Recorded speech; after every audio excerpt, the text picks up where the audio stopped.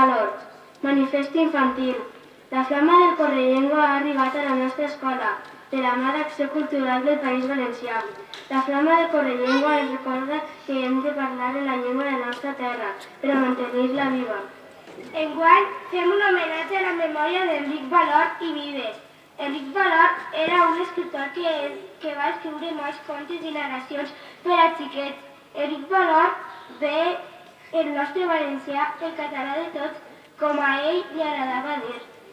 Ell va ensenyar-nos la fidelitat de la nostra llengua, a parlar-la amb tots, amb els que han nascut ací i els que han vingut de fora a aprendre-la i a estimar-la cada dia. Per això, avui li fem un sentit homenatge en reconeixement al seu treball i com a compromís de cadascú de nosaltres de seguir el seu exemple. Visca el Correllengua! Molt bé. El gallo.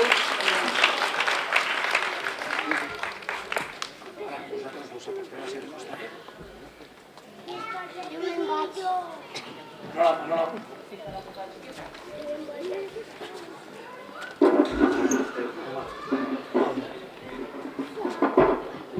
Bon dia.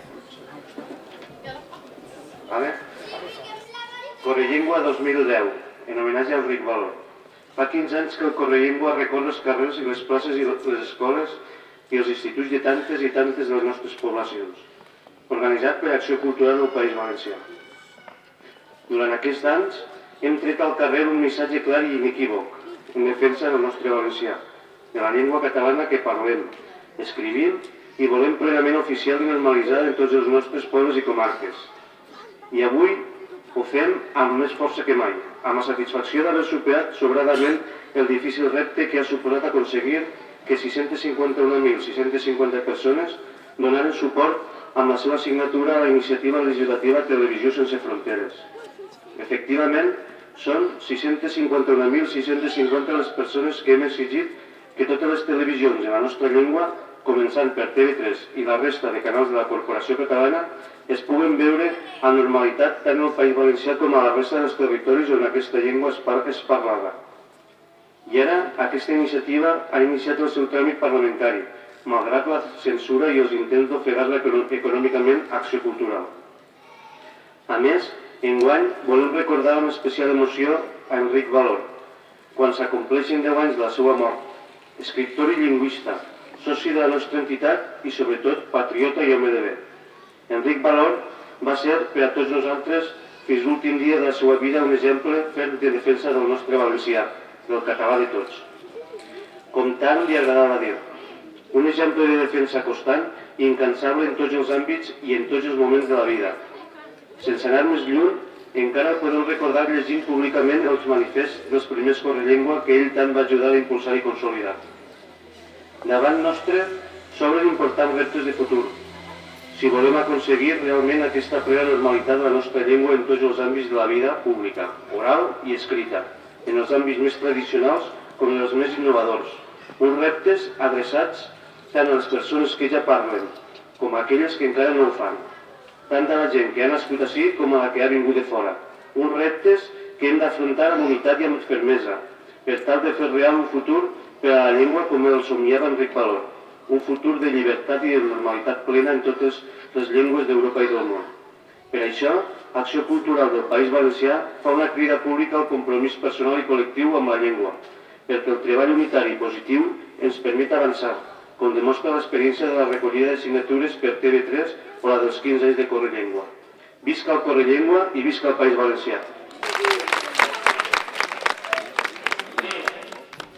Moltes gràcies a tota la gent de les coves i sobretot als xiquets que també han dut la pancarta, la flama i que tant han contribuït a fer que este Correllengua quede ben bonic i ben radiant aquest matí de diumenge. Mireu, si recordeu, fa un any, pràcticament dia per dia, estàvem ací mateix contant-vos que havíem encetat una aventura que pareixia arriscada i complicada.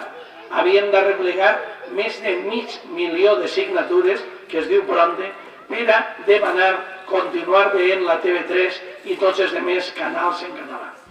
Ara, un any després, com deia el manifest, tornem en la satisfacció del deure complet, però del deure complet per tots vosaltres, Les Coves, per exemple, sense anar més lluny, ha sigut un dels pobles que proporcionalment més signatures ha aportat.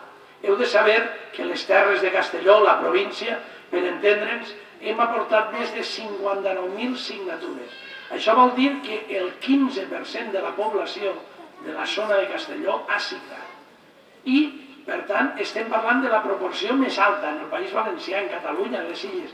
La més alta l'hem reunida les comarques de Castelló. Crec que podem estar francament orgullosos. Per tant, aquest repte s'obri, ara està en mans dels polítics, del Congrés, dels diputats. Ahir les persones de peu, com tots vosaltres, com jo, com tots, ja no poden fer res. Hem fet la nostra feina. Ara ja és qüestió de lo que diguen les autoritats i demés. Però n'hi ha grans reptes més que hem de continuar. I un, per exemple, que estic apreciant a primera vista, que en les Coves funciona molt bé, que és la integració dels nouvinguts.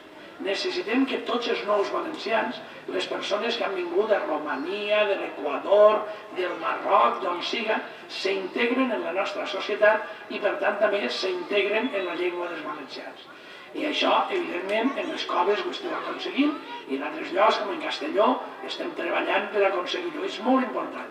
Hem de construir aquest futur comú de tots, aquest futur valencià i en llibertat, l'hem de construir entre tots els valencians. Els que som d'ací de tota la vida, els que han vingut en el seu dia a l'Andalusia o d'Extremadura, i els que ara han vingut a Romania o del Marroc, entre tots.